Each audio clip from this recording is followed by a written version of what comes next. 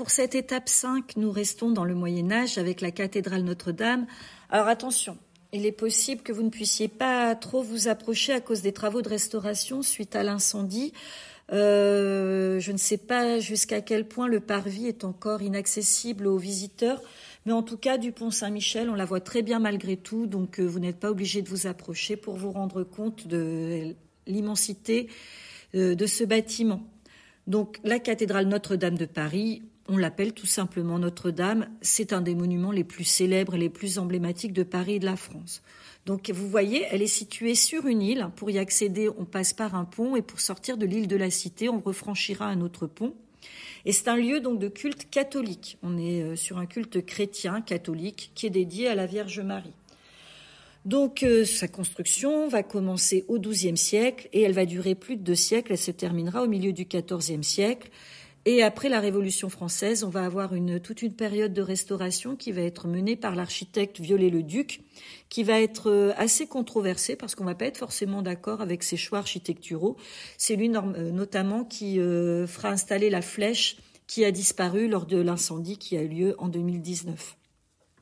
Donc c'est pour ça, comme il y a eu cette période de restauration, la cathédrale n'a pas un style uniforme. On va y trouver donc du gothique primitif, donc début de la construction, jusqu'au gothique rayonnant, et ainsi que 2 énormes rosaces. Les rosaces, ce sont donc des grandes verrières rondes avec des vitraux fabuleux qui sont parmi les plus grands d'Europe.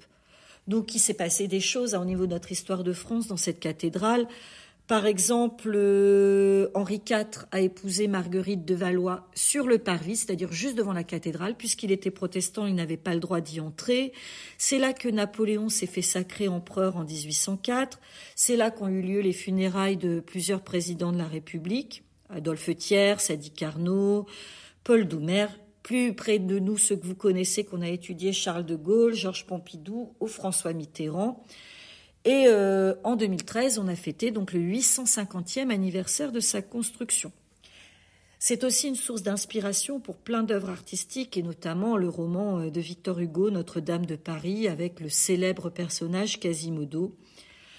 Et puis donc chaque année, quand elle était ouverte avant l'incendie, on avait environ 13 à 14 millions de personnes qui visitaient l'édifice.